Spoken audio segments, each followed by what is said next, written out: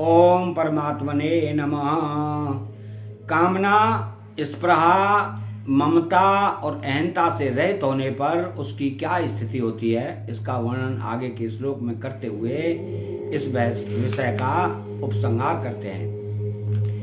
एषा ब्राह्मी स्थितिः पार्थ नैनाम प्राप्य विमोह्यति स्थित्वास्यामन्त काले अपि ब्रह्म निर्वाणमपृच्छति। पार्थ, हे प्रथानंदन, ऐसा यह ब्राह्मी स्थिति है। एनाम, इसको प्राप्त होकर अभी कोई न विमोह्यति, मोहित नहीं होता। अस्याम, इस स्थिति में, यदि अंतकाल में अपि भी स्थित हो जाए तो ब्रह्म निर्वाण शांत ब्रह्म की क्षति प्राप्त हो जाती है। अर्थात ऐसा ब्राह्मी स्थिति है पार्थ, यह ब्राह्मी स्थिति है, अर्थात ब्रह्म को प्राप्त करते हुए मनुष्य की स्थिति है। अहंकार रहित होने से जब व्यक्तित्व मिट जाता है तब उसकी स्थिति स्वतः ही ब्रह्म में होती है। कारण कि संसार के साथ संबंध रखने से ही व्यक्तित्व था, उस संबंध को सर्वदा छोड़ देने से योगी की अपनी कोई व्यक्तिगत स्थिति नहीं रहती। अत्यंत नजदीक का वाचक होने से यहाँ ऐसा पद पूर्व श्लोक में आए व्याय कामान निःस्पृह निर्ममः और निरअहंकार पदों का लक्ष्य करता है। भगवान के मुख से तेरी बुद्धि जब मोह कलिल और श्रुति प्रतिपत्ति से तर जाएगी तब तू योग को प्राप्त हो जाएगा। ऐसा सुनकर अर्जुन के मन में यह जिज्ञासा हुई कि यह स्थिति क्या है। इस पर अर्जुन ने स्थिति प्रज्ञ के विषय में 4 प्रश्न किए। इन चारों प्रश्नों का उत्तर देकर भगवान ने यहाँ वह स्थिति बताई कि वह ब्राह्मी स्थिति है। तात्पर्य है कि वह व्यक्तिगत स्थिति नहीं है, अर्थात उसमें व्यक्तित्व नहीं रहता। वह नित्य योग की प्राप्ति है, उसमें एक ही तत्व रहता है। इस विषय की तरफ लक्ष्य कराने के लिए ही यहाँ पाठ संबोधन दिया गया है। नैनाम प्राप्य विमोह्यति, जब तक शरीर में अहंकार रहता है तभी तक मोहित होने की संभावना रहती है, परंतु जब अहंकार का सर्वदा अभाव होकर ब्रह्म में अपनी स्थिति का अनुभव हो जाता है तब व्यक्तित्व टूटने के कारण फिर कभी मोहित होने की संभावना नहीं रहती। सत और असत को ठीक तरह से न जानना ही मोह है। तात्पर्य यह है कि स्वयं सत होते हुए भी असत के साथ अपनी एकता मानते रहना ही मोह है। जब साधक असत को ठीक तरह से जान लेता है तब असत से उसका संबंध विच्छेद हो जाता है और सत में अपनी वास्तविक स्थिति का अनुभव हो जाता है। इस स्थिति का अनुभव होने पर फिर कभी मोह नहीं होता। स्थित्वास्यामन्त काले अपि ब्रह्म निर्वाण मृच्छति, यह मनुष्य शरीर केवल परमात्मा प्राप्ति के लिए ही मिला है। इसलिए भगवान यह मौका देते हैं कि साधारण से साधारण और पापी से पापी व्यक्ति ही क्यों न हो, अगर वह अंत काल में भी अपनी स्थिति परमात्मा में कर ले, अर्थात जड़ता से अपना संबंध विच्छेद कर ले, तो उसे ही निर्वाण शांत ब्रह्म की प्राप्ति हो जाएगी। वह जन्म मरण से मुक्त हो जाएगा। ऐसी ही बात भगवान ने 7वें अध्याय के 30वें श्लोक में कही है कि आधे भूत अधिदेव और अधियज्ञ एक भगवान ही हैं। ऐसा प्रयाण काल में भी मेरे को जो जान लेते हैं वे मेरे को यथार्थ रूप से जान लेते हैं, अर्थात मेरे को प्राप्त हो जाते हैं। 8वें अध्याय के 5वें श्लोक में कहा है कि अंत काल में मेरा स्मरण रहता हुआ कोई प्राण छोड़ता है वो मेरे को ही प्राप्त होता है, इसमें संदेह नहीं है। दूसरी बात, उपर्युक्त पदों से भगवान उस ब्राह्मी स्थिति की महिमा का वर्णन करते हैं कि इसमें यदि अनंत काल में भी कोई स्थित हो जाए तो वह शांत ब्रह्म को प्राप्त हो जाता है। जैसे समबुद्धि के विषय में भगवान ने कहा था कि इसका थोड़ा सा भी अनुष्ठान महान भय से रक्षा कर लेता है। दूसरे अध्याय का 40वां श्लोक ऐसे ही यहाँ कहते हैं कि अंत काल में भी ब्राह्मी स्थित हो जाए, जड़ता से संबंध विच्छेद हो जाए तो निर्वाण ब्रह्म की प्राप्ति हो जाती है। इस स्थिति का अनुभव होने में जड़ता का राग ही बाधक है। यह राग अंतकाल में भी कोई छोड़ देता है तो उसको अपनी स्वतः सिद्ध वास्तविक स्थिति का अनुभव हो जाता है। यहां यह शंका हो सकती है कि जो अनुभव उम्र भर में नहीं हुआ वो अंतकाल में कैसे होगा। अर्थात स्वस्थ अवस्था में तो साधक की बुद्धि स्वस्थ होगी, विचार शक्ति होगी, सावधानी होगी तो ब्राह्मी स्थिति का अनुभव कर लेगा। परंतु अंतकाल में प्राण छूटते समय बुद्धि विकल हो जाती है, सावधानी नहीं रहती। ऐसी अवस्था में ब्राह्मी स्थिति का अनुभव कैसे होगा। इसका समाधान यह है कि मृत्यु के समय में जब प्राण छूटते हैं तब शरीर आदि से स्वतः ही संबंध विच्छेद होता है। यदि उस समय उस स्वतः सिद्ध तत्व की तरफ लक्ष्य हो जाए तो उसका अनुभव सुगमता से हो जाता है। कारण कि निर्विकल्प अवस्था की प्राप्ति में तो बुद्धि विवेक आदि की आवश्यकता है, पर अवस्थातीत तत्व की प्राप्ति में केवल लक्ष्य की आवश्यकता है। वह लक्ष्य चाहे पहले के अभ्यास से हो जाए, चाहे किसी शुभ संस्कार से हो जाए, चाहे भगवान या संत की अहेतु की कृपा से हो जाए, लक्ष्य होने पर उसकी प्राप्ति स्वतः सिद्ध है। यहां अपि पद का तात्पर्य है कि अंतकाल से पहले अर्थात जीवित अवस्था में यह स्थिति प्राप्त कर ले तो वह जीवन मुक्त हो जाता है। परंतु अगर अंतकाल में भी यह स्थिति हो जाए अर्थात निर्मम निरअहंकार हो जाए तो वह भी मुक्त हो जाता है। इसका तात्पर्य यह है कि यह स्थिति तत्काल हो जाती है। स्थिति के लिए अभ्यास करने, ध्यान करने, समाधि लगाने की किंचित मात्र भी आवश्यकता नहीं है।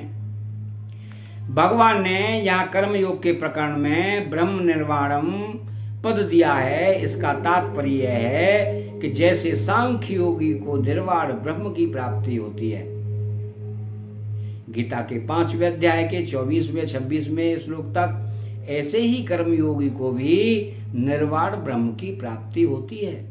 इसी बात को 5वें अध्याय के 5वें श्लोक में कहा है कि सांख्य योगी द्वारा जो स्थान प्राप्त किया जाता है वही स्थान कर्मयोगी द्वारा भी प्राप्त किया जाता है।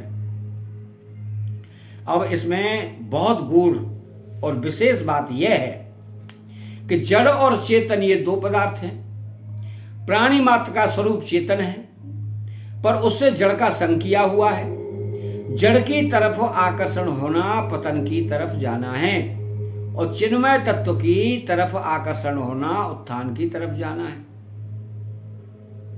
अपना कल्याण करना है। जड़ की तरफ जाने में मोह की मुख्यता होती है और परमात्मा तत्व की तरफ जाने में विवेक की मुख्यता होती है। समझने की दृष्टि से मोह और विवेक के दो दो विभाग कर सकते हैं, अहंता ममता युक्त मोह एवं कामना युक्त मोह।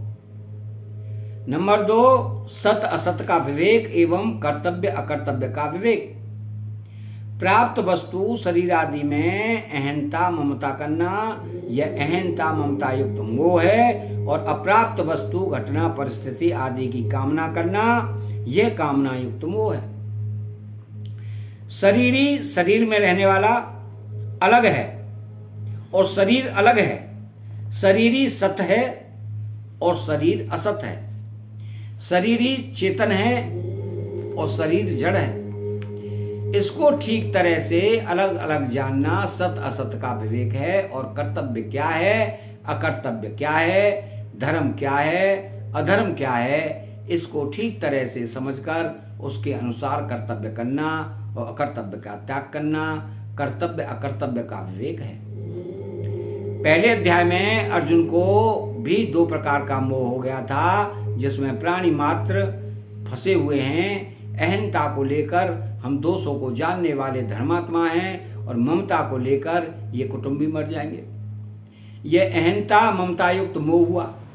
हमें पाप न लगे, कुल के नाश का दोष न लगे, मित्रद्रोह का पाप न लगे, नरकों में न जाना पड़े, हमारे पितरों का पतन न हो, यह कामना युक्त मोह था।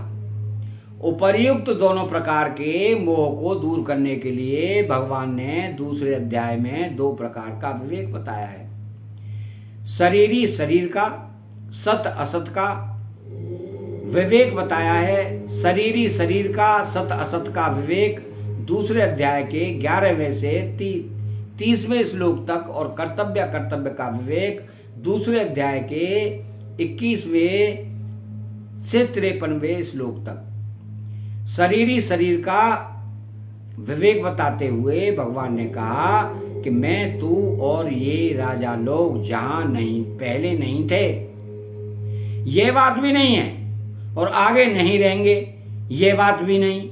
अर्थात हम सभी पहले भी थे और आगे भी रहेंगे, तथा ये शरीर पहले भी नहीं थे और आगे भी नहीं रहेंगे, तथा बीच में भी प्रतिक्षण बदल रहे हैं। जैसे शरीर में कुमार युवार वृद्धावस्था में ये अवस्थाएं बदलती हैं, और जैसे मनुष्य पुराने वस्त्रों को छोड़कर नए वस्त्र धारण करता है, ऐसे ही जीव पहले शरीर को छोड़कर दूसरा शरीर धारण करता है। यह तो अकाट्य नियम है, इसमें चिंता की शोक की बात ही क्या है। कर्तव्य अकर्तव्य का विवेक बताते हुए भगवान ने कहा कि क्षत्रिय के लिए युद्ध से बढ़कर कोई धर्म नहीं है।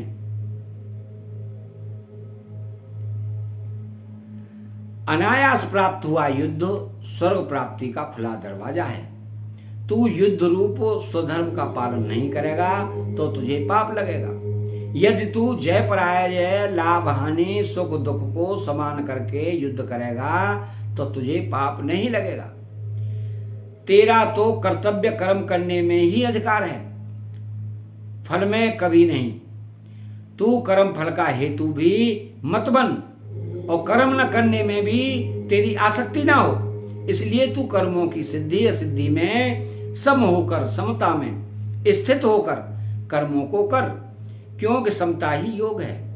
जो मनुष्य समबुद्धि से युक्त होकर कर्म करता है वह जीवित अवस्था में ही पुण्य पाप से रहित हो जाता है। जब तेरी बुद्धि मोह रूपी दलदल को और श्रुति विप्रति पत्ति को प्राप्त कर जाएगी तब तू योग को प्राप्त हो जाएगा। अब इसके परिशिष्टि भाव में निर्मम और निरअहंकार होने से साधक का असत विभाग से संबंध विच्छेद हो जाता है और सत्व विभाग में अर्थात ब्रह्म में अपनी स्वतः स्वाभाविक स्थिति का अनुभव हो जाता है, जिसको ब्राह्मी स्थिति कहते हैं। इस ब्राह्मी स्थिति को प्राप्त होने पर शरीर का कोई मालिक नहीं रहता, अर्थात शरीर को मैं मेरा कहने का कोई नहीं रहता, व्यक्तित्व मिट जाता है। तात्पर्य यह हुआ कि हमारी स्थिति अहंकार के आश्रित नहीं है। अहंकार के मिटने पर भी हमारी स्थिति रहती है, जो ब्राह्मी स्थिति कहलाती है। एक बार इस ब्राह्मी स्थिति का अनुभव होने पर फिर कभी मोह नहीं होता। अगर अनंत काल में भी मनुष्य निर्मम अहंकार होकर ब्राह्मी स्थिति का अनुभव कर ले तो उसको तत्काल निर्वाण ब्रह्म की प्राप्ति हो जाती है। निर्मम निरअहंकार होने से ब्रह्म की प्राप्ति तत्वज्ञान हो जाता है। फिर मनुष्य ममता रहित, कामना रहित और कर्तव्य रहित हो जाता है। कारण है कि जीव ने अहम के कारण ही जगत को धारण किया है। अहंकार विमूढ़ात्मा कर्ता हमिति मन्यते जीव भूताम महाबाहो येदम धार्यते जगत। यदि वह अहम का त्याग कर दे तो फिर जगत नहीं रहेगा।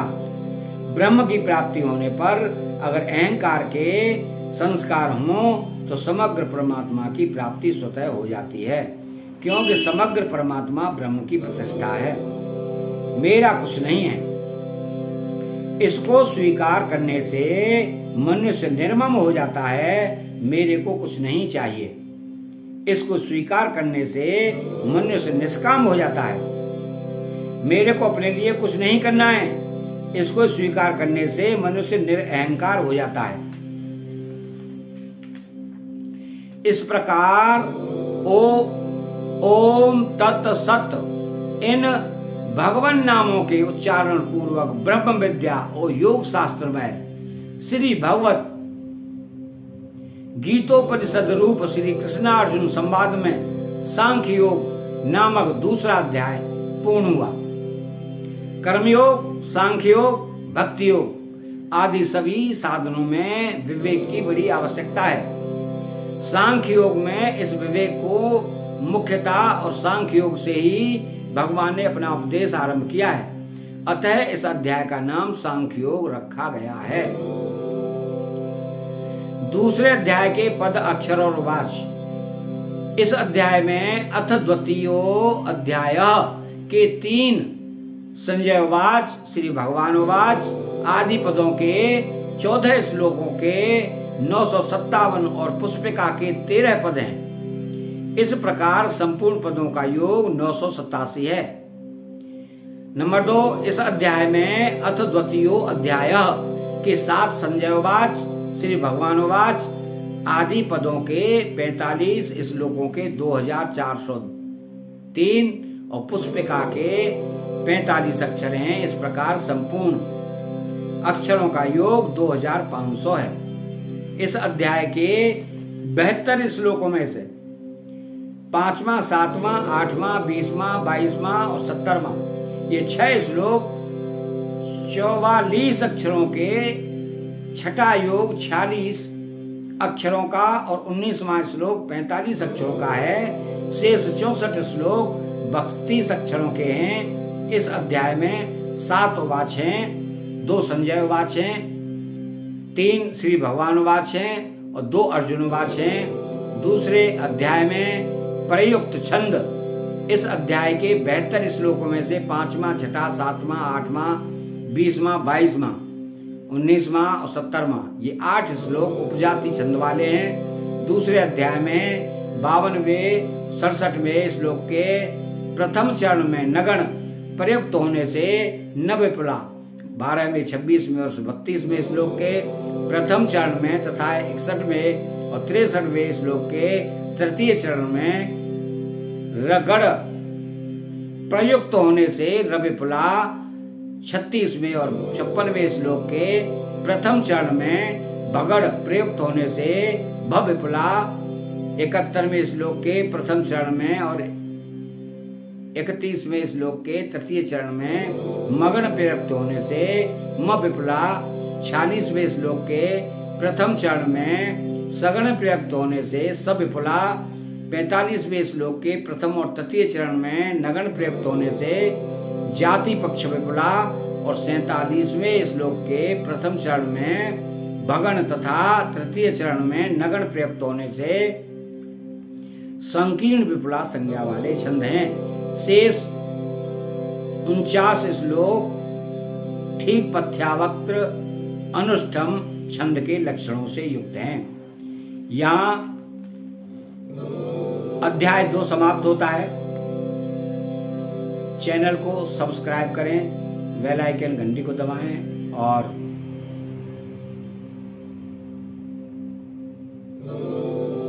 राधे कृष्णा कमेंट में लिखें। जय श्री कृष्णा।